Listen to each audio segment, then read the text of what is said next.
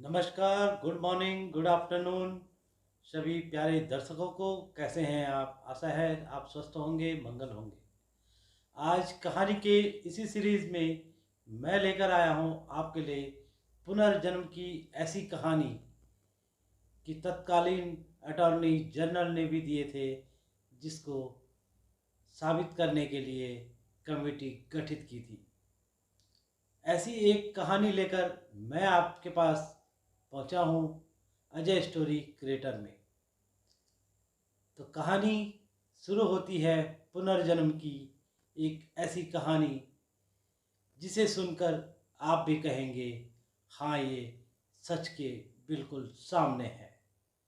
तो आइए जानते हैं क्या होता है इस पुनर्जन्म की कहानी में, जो भारत की सबसे करीबी और सच बताने वाली कहानी है।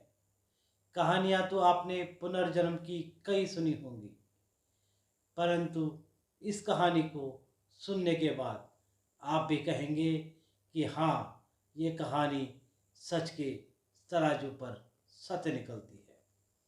तो आइए, बने रहिए मेरे यूट्यूब चैनल में और सुनते हैं उस 100 साल पुरानी कहानी को, जो आज भी लोगों की ज़बान पर जिंदा है। बात है 1902 की। मथुरा के एक छोटे से गांव में जन्म होता है एक बालिका का, और पिता का नाम होता है हरिश्चंद्र। हरिश्चंद्र के घर में बालिका का जन्म होता है, जिसका नाम रखा जाता है सावित्री देवी। सावित्री देवी के जन्म के कुछ समय बाद बाल्यावस्था में ही सावित्री के पिता हरिश्चंद्र ने सावित्री की शादी तय कर दी। पास के ही गांव में सावित्री देवी की विवाह की बात चल पड़ती है, और सावित्री महज 15 साल की उम्र में शादी हो जाती है। शादी होने के बाद और गौना होने के बाद सावित्री देवी अपने पति विश्वास कुमार के साथ रहने लग जाती है। कुछ समय बीतने के बाद सावित्री देवी एक बच्चे को जन्म देती है। नज़दीकी ही एक हॉस्पिटल में सावित्री देवी को ले जाया जाता है, और वहाँ वो एक बच्चे को जन्म देती है जो मरा हुआ होता है। और उसी समय सावित्री देवी की भी अचानक तबीयत ज़्यादा खराब होती है। कुछ समय हॉस्पिटल में रहने के बाद सावित्री देवी घर आ जाती है, और सावित्री देवी के पति और सावित्री देवी फिर से अपनी ज़िंदगी उसी हंसी खुशी से जीना प्रारंभ कर देते हैं। कुछ समय बीता ही था, साल 1 डेढ़ साल बाद सावित्री देवी दोबारा गर्भवती होती है, और घर वाले पहले ही चिंतित थे कि पहला बच्चा मरा हुआ था, इसलिए एहतियातन सावित्री देवी को किसी अच्छे हॉस्पिटल में ले जाया गया, और वहाँ उसका दूसरा बच्चा पैदा होता है। बच्चा पैदा होता है, स्वस्थ होता है, परंतु सावित्री देवी की तबीयत कुछ अच्छी नहीं होती है। सावित्री देवी अपने बच्चे को अभी देख ही पा रही थी। उसे सावित्री देवी से बच्चे को अलग कर दिया जाता है कि कहीं सावित्री देवी की वजह से बच्चा भी बीमार न रहने लगे। सावित्री देवी अधिक बीमार हो जाती है और वह दम तोड़ देती है। सारी जिम्मेदारी बच्चे की लालन पालन भरण पोषण की जिम्मेदारी बच्चे के पिता विकास पर आ जाती है, और विकास क्या करे, बच्चे को संभाले या व्यापार को।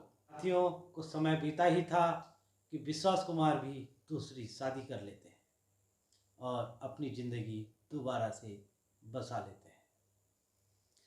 यही महज मथुरा से 125 किलोमीटर दूर एक गांव में दर्शन लाल के घर सावित्री देवी के मरने के उपरांत 1.5 साल बाद दिल्ली के एक छोटे से गांव में दर्शन लाल के घर एक बेटी का जन्म होता है, जिसका नाम रखा जाता है शांति। शांति महज 3-4 साल की उम्र थी, बहुत कम बोलती थी, और अचानक से जब वह 5-6 साल की होने लगी तो वह बहुत ज़्यादा बोलने लगी थी। और एक बात वह बहुत ज़्यादा बोलने लगी थी कि मेरा पति है, मेरे बच्चे हैं, मेरी ससुराल है, तुम मुझे कहाँ रख रहे हो, यहाँ मेरा घर नहीं है। पहले तो माता पिता बड़े गौर से उसकी बातें सुनते और बच्चा समझ के कहते, चलो बच्चा ऐसा कुछ कहते रहते हैं, तो उन्होंने ध्यान नहीं दिया। परंतु शांति देवी की यह जिद रुकने का नाम ही नहीं ले रही थी, और रोज़ शांति देवी एक ही बात को कहती थी कि मुझे मेरे घर ले चलो। कुछ समय बीत जाने के बाद जब शांति के घर वालों ने शांति की बात को ध्यान दिया तो उन्हें पता चला कि इसे किसी अच्छे हॉस्पिटल में दिखाना चाहिए।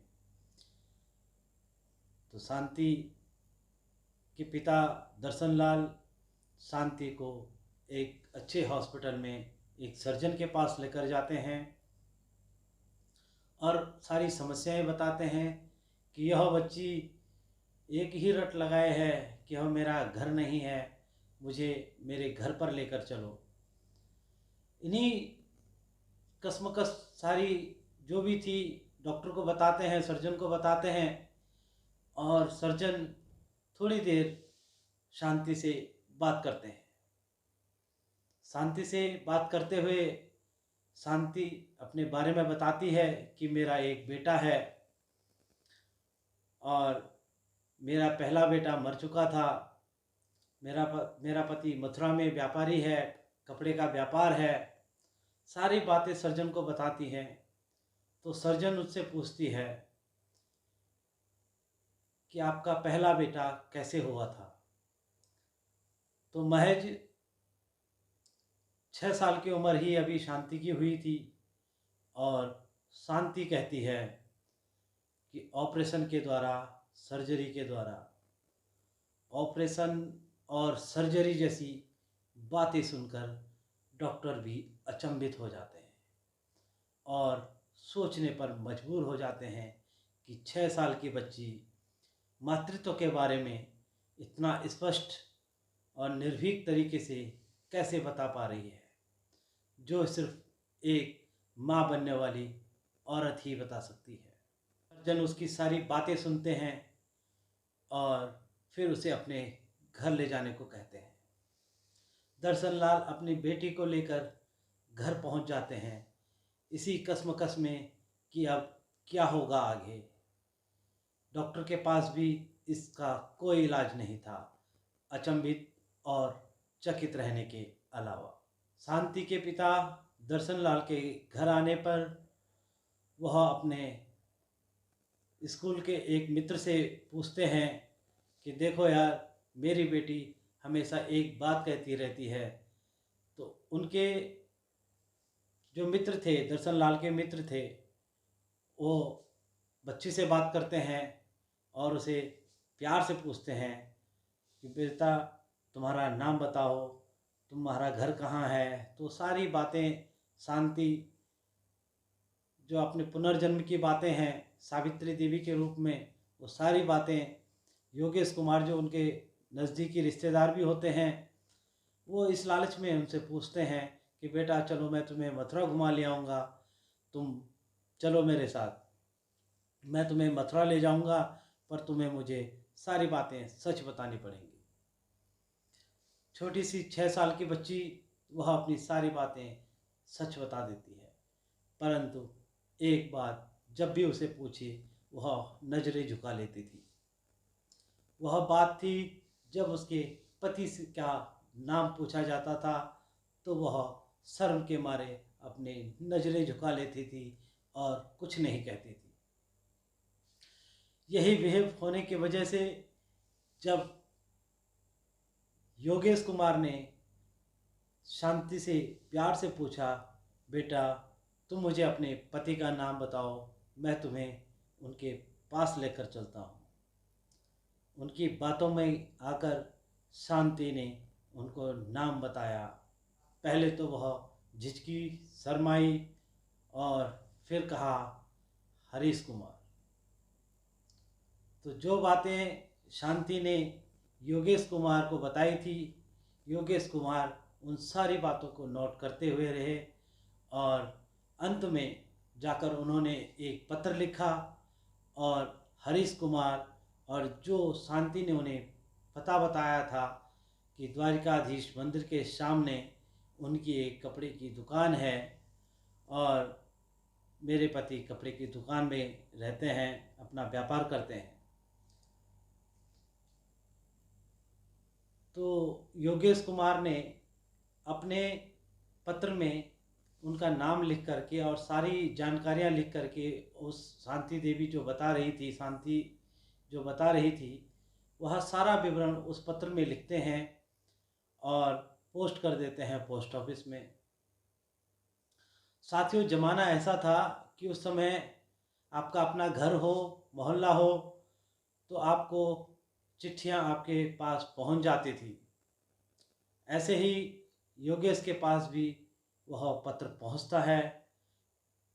हरीश कुमार पत्र को पढ़ता है और अचंभित हो जाता है। उसमें वह सारी बातें लिखी थी जो शायद अब किसी को याद भी नहीं थी। समय को पूरे 9 साल बीत चुके थे। हरीश की भी तीसरी शादी हो चुकी थी।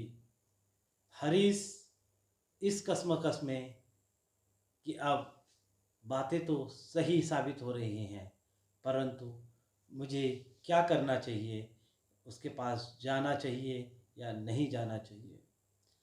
इसी कश्मकश में हरीश अपने छोटे भाई को बुलाता है और कहता है, यह मुझे पत्र मिला है, इसकी सत्यता प्रामाणिकता जरा दिल्ली जाकर पता करो, क्या है। हरीश के छोटे भाई प्रवीण, जिनका नाम था, वह दिल्ली के लिए रवाना होते हैं और बताए हुए पते पर पहुंचते हैं। तब तक यहाँ शांति के घर वाले कहते हैं कि आज तुम्हारे पति तुम्हें मिलने आए हैं। परंतु जैसे ही शांति देवी प्रवीण को देखती है और कहती है, यह मेरे पति नहीं, यह मेरे देवर हैं। यह बात सुनकर सारे लोग अचंभित हो जाते हैं कि यह कैसे बता रही है। ही सामने खड़ा शख्स प्रवीण भी अचंभित हो जाता है कि इन्होंने मेरा नाम बता दिया और मुझे अपना देवर भी बता दिया। सारी बातें सुनने के बाद शांति झट से जाती है और अपने देवर का हाथ पकड़ती है और पूछती है कि मेरे पति कहाँ हैं, मेरा बच्चा कहाँ है, और सारे पिछले पुरानी बातें बताती है कि कहाँ मैंने गुल्लक में पैसे रखे हैं, कहाँ मैं नहाती थी, कहाँ वॉशरूम है और कहाँ पे पानी की टंकी है, और सारी बातें पूछती है प्रवीण से। और प्रवीण भी अचंभित हो जाता है और वह शाम की ट्रेन से ही मथुरा वापस आता है। और भाई हरीश, वह तो 9 साल की बच्ची हमारे घर के बारे में सब कुछ जानती है, यह कैसे संभव हो सकता है। शांति को मिलने की आस और वो छटपटाहट फिर से हरीश के मन में उछलने से लगी और वह अगले ही दिन अपने बच्चे को लेकर और अपनी पत्नी, जो तीसरी पत्नी थी, उसे लेकर पहुंच जाता है दिल्ली। दिल्ली पहुंचने पर जैसे ही शांति अपने पति को देखती है और नज़रें झुका लेती है और पांव छूने लगती है। सभी लोग अचंभित और कहती है यही तो हैं मेरे पति, इनके दाहिने गाल में एक तिल भी है और यही वो गोरा है, यही है मेरा पति हरीश। और सामने खड़ा उसका 10 साल का बालक, 10 साल का, उसे देखकर कहती है हाँ यह तो मेरा ही बेटा है।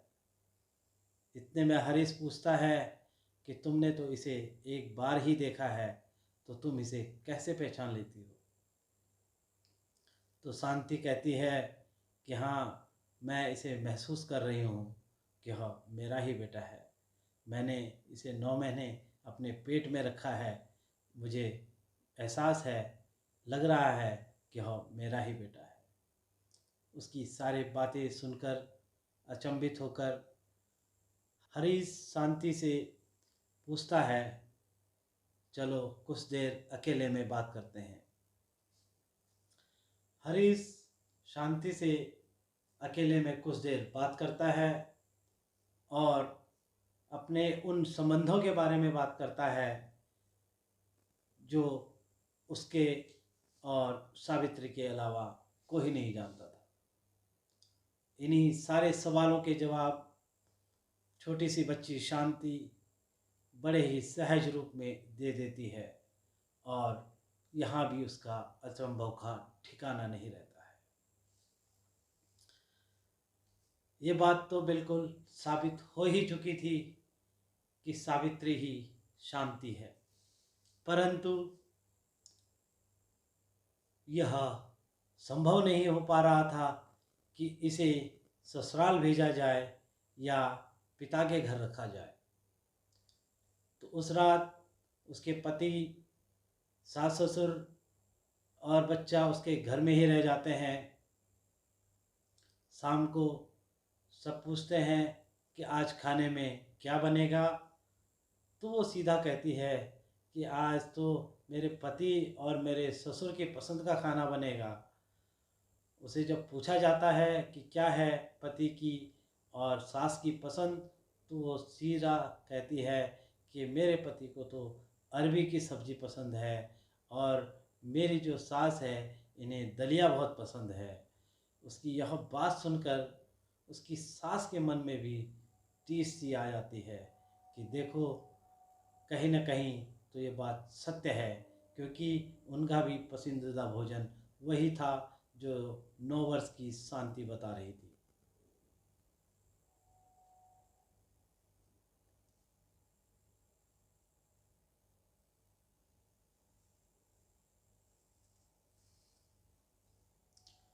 रात को भोजन करने के बाद जब शांति और सब लोग सुबह उठे तो शांति अपने पति के साथ जाने की जिद करने लगती है और कहती है कि मैं तुम्हें अब छोड़ नहीं सकती हूँ। इधर शांति के माता पिता शांति को छोड़ना नहीं चाहते थे और उनकी भी वो 10 साल की बच्ची हो गई थी और वह उसे छोड़ना नहीं चाहते थे। जब हरीश और उसका परिवार मथुरा वापस आता है और सभी को ये बात बताता है, तो सारा मीडिया और जितना भी उस समय के अनुसार संसाधन थे, अखबारों में थे, इस खबर को प्रकाशित किया जाता है और यह खबर उस समय के अटॉर्नी जनरल के पास पहुंचती है। अटॉर्नी जनरल तत्कालीन समय के, मैं अपनी कहानी में नाम लेना नहीं चाहूँगा, परंतु यह कहानी सत्यता के ऊपर आधारित है। अटॉर्नी जनरल को जब यह खबर पता चलती है तो अटॉर्नी जनरल 15 लोगों की एक टीम गठित करते हैं और इस सत्यता को जानने के लिए एक टीम बनाई जाती है, जिस टीम के अंदर डॉक्टर, मनोवैज्ञानिक, पत्रकार, प्रोफेसर, अन्य बुद्धिजीवी 15 लोगों की एक टीम बनाई जाती है और शांति के घर भेजा जाता है। शांति के घर पहुंचने पर शांति देवी को बोला जाता है कि अब तुम अगले दिन मथुरा चलोगी। परंतु तुम क्या मथुरा का पता जानती हो, उस घर का पता जानती हो, वो रास्ता पता है? तो शांति कहती है हाँ मुझे पता है, मैं लेकर चलूँगी। शांति की यह बात सुनकर सभी सदस्य अचंभित थे। रात का समय था और ट्रेन भी 2 घंटे लेट थी। ट्रेन में बैठते ही शांति दे एक बात कहती है कि अब तो कपाट भी बंद हो गए होंगे, यानी जो लोकल भाषा में मथुरा में कहा जाता है उस भाषा में कहती है कि अब तो कपाट मतलब प्रभु के कपाट भी बंद हो गए होंगे, समय भी लेट हो गया है, हमें जल्दी चलना चाहिए था। ट्रेन जब मथुरा में पहुंचती है और ट्रेन से उतरती है शांति देवी, तो सभी अधिकारी शांति से कहते हैं कि आप तो इस शहर को पहचानती हैं, आप इस भीड़ में क्या किसी को पहचान रही हैं? तो वह इधर उधर नज़र घुमाती है और देखती है सामने ही एक व्यक्ति खड़ा है। वह जाती है, पल्लू करती है अपना और पाँव छूने के लिए जैसे ही झुकती है और कहती है यह मेरे जेठ हैं। सारे अधिकारी भी अचंभित, क्योंकि उन्होंने भी और शांति देवी ने भी उसे कभी नहीं देखा था। वो वाकई हरीश के बड़े भाई थे।